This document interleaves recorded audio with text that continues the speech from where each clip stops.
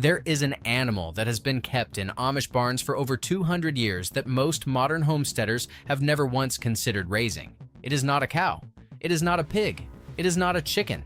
It is the domestic rabbit, and when you measure its output pound for pound against the animal, most small farmers consider their best dairy and meat producer, the goat, the rabbit, outproduces it by a factor of 5 to 1 in usable meat protein per acre of feed per year. That number is not an exaggeration. It comes from feed conversion ratios that the USDA itself published in 1943 and then quietly stopped referencing after the war ended, and industrial beef production became the economic engine that drove American agriculture policy for the next 8 decades. So why has almost no one told you this? Why does every homesteading magazine, every county extension office, every mainstream farming guide push you toward goats, toward cattle, toward poultry operations that require thousands of dollars in infrastructure, when an animal that breeds faster, eats less, requires almost no land, produces more usable protein per dollar of input, and generates the single most nitrogen-rich manure on the planet, has been sitting in plain sight this entire time? By the time you finish watching this, you will never look at the empty corner of your barn, your garage, or your backyard shed the same way again. Because that space, right now, today, is capable of producing more meat for your family than a full acre of pasture stocked with goats. And you are about to learn exactly how. The domestic rabbit was not always a forgotten animal. For most of recorded agricultural history, it was the centerpiece of small-scale food production across dozens of civilizations. The Romans kept rabbitries called leperaria as early as the 1st century BC. And they understood something, that modern agriculture has spent billions of dollars trying to make you forget that the most efficient conversion of plant material to animal protein on Earth does not happen inside a steer or a hog. It happens inside a rabbit. By the medieval period, French monasteries had elevated rabbit husbandry to a precise science. Monks in Burgundy and Normandy during the 12th and 13th centuries bred specific lines for meat density, temperament, and litter size, producing animals that could turn garden scraps, hay, and forage into 8 to 12 kits every 30 days. A single doe, properly managed, she could produce her own body weight in offspring meat every 8 weeks. No other livestock animal on a small farm comes close to that ratio. The knowledge crossed the Atlantic with European settlers, and by the 1700s, German and Swiss farming communities, including the early Amish settlements in Pennsylvania, had integrated rabbit production into a closed-loop barn system that also included draft horses, dairy cows, and kitchen gardens. The rabbit was the keystone. Its manure went directly onto garden beds without composting because, unlike chicken or horse manure, rabbit manure is a cold manure, meaning it will not burn plants. Its meat fed families through winters when slaughtering a cow was unthinkable, and a goat's milk production had dropped to nothing. Its pelts provided lining for gloves, hats, and blankets. And its feed cost was nearly zero because it ate what nothing else on the farm would touch: hay ends, vegetable peelings, windfall fruit, weeds pulled from between rows. Then came the 20th century. Industrial meatpacking consolidated beef and pork production into enormous operations subsidized by federal policy. The USDA, which during both World Wars had actively promoted backyard rabbit raising through pamphlets, extension programs, and even school curricula, reversed course almost overnight after 1945.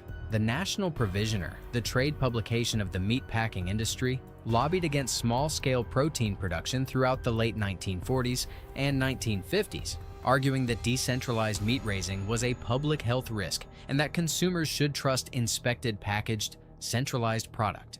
Rabbit, which had been promoted in wartime Victory Garden literature as the patriotic protein, was reframed as a novelty, a pet, something children kept in hutches, not something serious farmers raised for food. The economic motive was straightforward. A family that raises its own rabbit meat purchases 0 pounds of beef, pork, or chicken from the industrial supply chain. Multiply that across millions of rural households, and you begin to understand why the meatpacking industry spent real money ensuring that rabbit never became a mainstream American protein. The knowledge did not vanish because it stopped working. It vanished because it worked too well, and the wrong people were profiting from it, meaning the families themselves.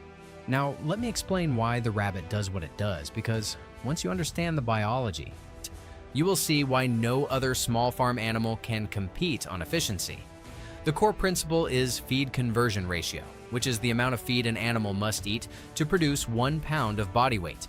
A beef steer requires approximately 6.8 pounds of feed to gain a single pound of live weight. A pig requires about 3.5 pounds. A broiler chicken, which most people consider the most efficient meat animal, requires roughly 1.9 pounds of feed per pound of gain. A meat rabbit requires 3.0 to 3.5 pounds of feed per pound of gain, which at first glance appears less efficient than chicken. But here is where the real math changes everything, and where the suppression of knowledge becomes most obvious. The rabbit's feed does not need to be purchased grain. A broiler chicken requires formulated ration, typically corn and soybean based. That costs money and depends entirely on the industrial grain supply chain. A rabbit can reach market weight on pasture, hay, forage, garden waste, and weeds. When you factor in the actual dollar cost of feed inputs rather than just the weight ratio, the rabbit's cost per pound of finished meat drops to between 11 and 18 cents, compared to a broiler chicken's 73 to 89 cents per pound when raised on purchased feed at current prices. That is a 4 to 5 times advantage in real cost, and it gets more dramatic when you account for reproduction rate. A single meat rabbit doe, bred responsibly with appropriate rest cycles, can produce between 48 and 64 offspring per year across 6 to 8 litters. Each of those offspring reaches a harvest weight of approximately 5 pounds live, yielding roughly 2.5 to 3 pounds of dressed meat in just 8 to 10 weeks. Do the math on that. One doe produces between 120 and 192 pounds of dressed meat per year. A well-managed meat goat doe produces 1 or 2 kids per year, each reaching a harvest weight of about 40 to 50 pounds live after 5 to 7 months, yielding roughly 20 to 25 pounds of dressed meat per kid. That gives you, at best, 50 pounds of meat per year from a goat doe that requires 10 to 20 times the space, 40 times the fencing investment, and a feed bill that can easily run $400 to $600 annually. One rabbit doe produces roughly 160 pounds of meat per year on feed that costs you somewhere between $12 and $30 if you are supplementing with purchased pellets, and literally nothing if you are growing your own forage. That is the 5-to-1 ratio in real practical terms. It is not theoretical. It is arithmetic. The rabbit's digestive system is uniquely designed for this efficiency.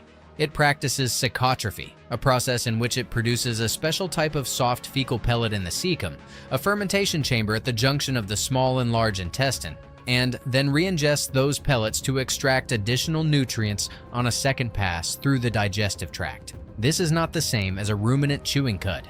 It is a fundamentally different and in many ways more efficient process that allows the rabbit to extract protein and B vitamins from fibrous plant material that would pass through a goat or sheep with far less nutrient recovery.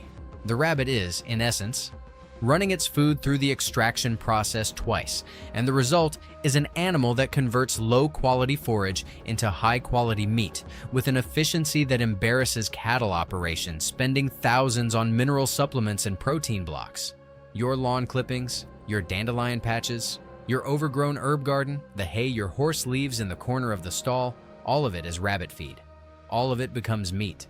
So if this animal is this efficient, this productive, this well-suited to small-scale American homesteads, you have to ask yourself why the infrastructure for raising them barely exists in most of the country. Follow the money, and the answer reveals itself with uncomfortable clarity. The American meat industry is a $213 billion annual market. Beef alone accounts for roughly $79 billion of that. The entire infrastructure of rural America, from feed mills to slaughterhouses to the commodity futures market, is built around cattle, hogs, and poultry. Rabbit meat, when it appears at all in American commerce, is classified as a specialty product and sold at premium prices, often $12 to $16 per pound at retail, not because it is expensive to produce, but because the processing and distribution infrastructure does not exist to bring the price down. And that absence of infrastructure is not an accident. The USDA's inspection framework was designed around large-scale operations. For decades, federal law required that any meat sold across state lines be processed in a USDA-inspected facility. The cost of building and maintaining such a facility is prohibitive for small rabbit producers, effectively locking them out of the commercial market. Meanwhile, the animals that do have federally subsidized processing infrastructure, cattle and poultry, receive billions in direct and indirect subsidies every year. American taxpayers fund roughly $38 billion annually in agricultural subsidies, the overwhelming majority of which flow to commodity crop producers who grow feed for cattle and hog operations. Not 1 cent of that money supports small-scale rabbit production. You are paying through your taxes to keep beef cheap at the grocery store, while the animal that could feed your family from your backyard for almost nothing remains invisible. The pet industry compounds the problem. In 2022, Americans spent approximately $136 billion on their pets. Rabbits are the third most popular small pet in the country. The commercial incentive is to sell you a rabbit as a companion animal at $35 to $60 per head, plus cages, bedding, veterinary visits, and specialty feed, rather than to teach you that the same animal could feed your household for a year at a fraction of the cost of a Costco membership. There is more money in selling you a pet than in teaching you to be self-sufficient. There always has been. But some communities never stopped. The Amish, particularly the Old Order communities in Lancaster County, Pennsylvania, Holmes County, Ohio, and Elkhart County, Indiana, have kept continuous rabbit production for over 2 centuries without interruption. Walk into an Amish barn, any Amish barn, and you will find a row of wire hutches along one wall, usually 8 to 12 does and 1 or 2 bucks. This is not a hobby. Cert, it is a system. The rabbits eat hay from the same supply that feeds the horses. They eat garden scraps from the kitchen. Their manure drops through the wire floors directly onto collection trays or into worm bins below, where it becomes the richest garden fertilizer available without any composting delay. The Amish kitchen garden, which routinely produces yields that university-trained agronomists cannot explain using conventional soil science, is fed in large part by rabbit manure applied directly to the bed season after season. In a community where buying meat from a store is culturally rare, rabbit fills the protein gap between pork harvests. A family with 10 does, and 1 buck is functionally independent of the commercial meat supply permanently. In rural France, particularly in the Dordogne and Brittany regions, backyard rabbit production never disappeared either.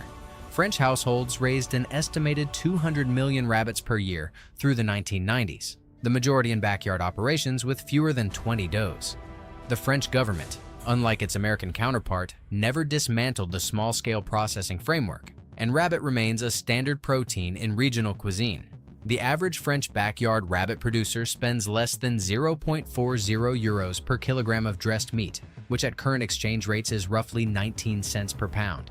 Compare that to the $5.50 per pound American consumers pay for commodity chicken breast, and you begin to see the scale of what has been taken from you. In the mountains of Sichuan province in China, smallholder farmers produce over 800 million rabbits annually using systems that would be immediately recognizable to an 18th century Amish farmer. Wire hutches, garden waste feed, direct manure application. The province's agricultural output per acre of arable land consistently ranks among the highest in the country, and researchers who have studied the system attribute a significant portion of that productivity to the closed nutrient loop that rabbit manure provides. The rabbit is the engine. The garden is the output. The loop is the secret. Now here is how you do it, and I want you to understand that this is not complicated. The reason you have not done it is not that it is hard. It is that no one with a financial interest in your food bill has ever told you to try. You will need 3 things to start. A buck, which is a male rabbit, 2 does, which are females, and a set of wire hutches that you can build yourself for under $40 in materials or buy used from a farm auction for roughly the same price. Start with a breed selected for meat production, not pet qualities. The top 3 breeds for this purpose are the New Zealand White, the Californian, and the Silver Fox. The New Zealand White is the standard for a reason. It reaches a harvest weight of 5 pounds in 8 to 10 weeks, has an excellent dress-out percentage of around 60% of live weight, and the does are calm, consistent mothers that rarely reject their kits.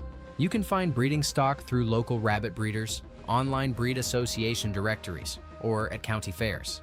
Expect to pay between $20 and $40 per animal for quality breeding stock. Your hutches should be made of 14-gauge welded wire with 1/2 inch by 1 inch mesh on the floors and 1 inch by 2 inch mesh on the sides. Each doe needs a cage approximately 30 inches wide, 36 inches deep, and 18 inches tall. The buck can be housed in a slightly smaller cage. Hang the cages in a barn, a garage, a carport, or under any roofed structure that provides shade in summer and wind protection in winter. Rabbits tolerate cold far better than heat. They are comfortable down to about 15 degrees Fahrenheit, but begin to suffer above 85 degrees. If you are in a hot climate, focus on ventilation, frozen water bottles placed in the cage during heat waves, and positioning the hutches where afternoon shade is guaranteed. Breeding is straightforward. Always bring the doe to the buck's cage, never the reverse. A doe brought into a buck's territory will breed within minutes. A buck brought into a doe's territory may be attacked. After breeding, return the doe to her cage and mark your calendar. Gestation is 31 days, remarkably consistent. On day 28, place a nesting box in the doe's cage, a simple wooden box about 10 inches by 18 inches by 10 inches deep, filled with straw or hay. She will pull fur from her own chest and belly to line the nest. This is normal. Do not intervene. On day 31 or 32, you will find kits in the nest box. A healthy first litter may have 6 to 8 kits. Experience does regularly produce 10 to 12. The kits are born blind, deaf, and hairless. Do not handle them excessively for the first week. She checked the nest once daily to remove any kits that did not survive, as this prevents the doe from abandoning the nest. By day 10, their eyes open. By 3 weeks, they begin nibbling hay and pellets alongside the doe. At 8 weeks, they are weaned and can be moved to a grow-out cage. At 10 weeks, they are ready for harvest. You will notice something immediately when you begin this process. The feed disappears slowly. 2 does and a buck, plus their growing litters, will consume approximately 100 pounds of hay per month, and if you choose to supplement, about 50 pounds of commercial rabbit pellets per month, which costs roughly $14 at current feed store prices. But here is where your costs can drop to nearly zero. Rabbits thrive on fresh forage: dandelion greens, plantain, clover, comfrey, chicory, raspberry leaves, grape leaves, apple tree prunings, carrot tops, beet greens, kale, turnip greens, and dozens of other plants that grow freely on most American properties are excellent rabbit feed. If you plant a dedicated comfrey bed, a patch roughly 10 feet by 10 feet, you will produce enough high-protein forage to eliminate purchased feed for up to 6 does and their litters entirely. Comfrey regrows after cutting every 4 to 5 weeks through the growing season and contains roughly 18 to 25% crude protein on a dry matter basis, which meets or exceeds the protein requirements for lactating does. The most common mistake beginners make is overbreeding. A doe needs rest. Breed her no more than 6 times per year, allowing a minimum of 2 weeks between weaning 1 litter and breeding again. This keeps her healthy, keeps litter sizes high, and prevents the burnout that leads to poor mothering. With 2 does on alternating schedules, you will have a litter reaching harvest weight approximately every 5 weeks, producing a steady flow of meat that averages between 6 and 8 pounds of dressed rabbit every 5 weeks from just 2 does. That is between 60 and 100 pounds of meat per year from 2 animals that fit in a space smaller than a sheet of plywood. What you will see at 30 days is kits growing rapidly, fur filling in, activity increasing in the nest box as they begin to explore. At 60 days, you will have young rabbits that look like miniature adults, weighing between 3 and 4 pounds. At 70 days, they will reach 5 pounds. And you will feel the firm muscle mass along the loin and hindquarters that tells you they are ready. The harvest itself is quick. A sharp blow to the base of the skull, called a cervical dislocation, is the method used by every experienced rabbit producer from the Amish to the French countryside. It is instant. There is no suffering. Skinning and dressing takes approximately 4 minutes once you have done it twice. The meat is white, fine-grained, and lower in fat and cholesterol than any other common meat, including chicken breast. It is higher in protein per ounce than beef, pork, chicken, or lamb. A 3-ounce serving of rabbit meat contains roughly 28 grams of protein and only 147 calories. Once you have a working rabbit operation, even a small one with 2 does and a buck, you have unlocked the first door in a system that expands naturally in every direction. The manure alone transforms your gardening. Rabbit manure contains approximately 2.4% nitrogen, 1.4% phosphorus, and 0.6% potassium. And because it is a cold manure, you apply it directly to growing beds without composting. Spread it around the base of tomato plants, work it into your potato rows, side dress your corn. You will see results within a single growing season that no commercial fertilizer can match because the nutrient release is slow and steady, feeding the soil biology rather than burning it. If you add a worm bin beneath the rabbit cages, the manure falls directly into bedding where red wigglers convert it into vermicompost. On a substance so rich in microbial life and plant-available nutrients that organic growers pay upwards of $400 per cubic yard for it. You will produce it for free as a byproduct of your meat production. The worm castings go on the garden. The garden scraps go to the rabbits. The rabbits produce more manure. The cycle closes. Nothing leaves the property. Nothing needs to be purchased from outside. The hides have value too. A single tanned rabbit pelt, properly processed using a simple alum and salt solution that costs less than $1 per hide, can be sewn into gloves, hat linings, or quilt backing. Historically, 12 rabbit pelts made a full vest lining. The fur trade may have moved on to synthetic materials, but the utility of real fur for warmth per ounce is unmatched by any petroleum-based fabric. And the homesteader who produces it as a byproduct of meat production is paying nothing extra for material that performs better than anything available at a retail store. And then there is the broader integration. Rabbit pairs naturally with poultry in a stacked system. Hutches above, chicken run below. The chickens scratch through the rabbit manure, breaking it up, eating any spilled feed and fly larvae, and mixing it into a bedding layer that becomes deep litter compost over the course of a season. When you clean out the chicken run in spring, you have a blended compost of rabbit manure, chicken manure, straw, and wood shavings. That is the most balanced garden amendment you will ever apply to soil. Add a small dairy goat to the system and the goat's milk whey, a byproduct of cheese making, becomes a protein supplement for the rabbits during winter when fresh forage is unavailable. The goat browses brush and woody plants that neither the rabbits nor the chickens eat. Every animal covers a gap that another animal leaves. The Amish understood this integration 2 centuries ago. It is not a theory. It is a working system that feeds families without a single trip to the feed store if managed correctly. Consider what you are holding right now. The knowledge to produce over 100 pounds of the highest quality, leanest, most protein-dense meat available from an animal that fits in a 2x3 foot cage, eats weeds from your yard, fertilizes your garden as a byproduct, and reproduces fast enough to keep your freezer stocked year-round. This is not exotic. This is not experimental. This is what your great-grandparents knew. This is what the Amish never stopped doing. This is what French farm wives do without thinking twice about it. And this is what an industry built on selling you $60 per month grocery store meat bills has spent 70 years making sure you never learned. The old ways are not old because they stopped working. They are old because someone decided there was more money in making you dependent than in making you capable. Every piece of knowledge that puts food on your table without a receipt in someone else's cash register is a piece of knowledge that powerful interests would prefer you never find. The families who kept this knowledge did not keep it because they were primitive. They kept it because they were free. Your barn has room. Your backyard has room. The question is not whether this works. The question is whether you are willing to stop paying for what you can produce yourself. The answer to that question is the only thing standing between you and a freezer full of meat that cost you almost nothing. The rabbit has always been there. Now you know why.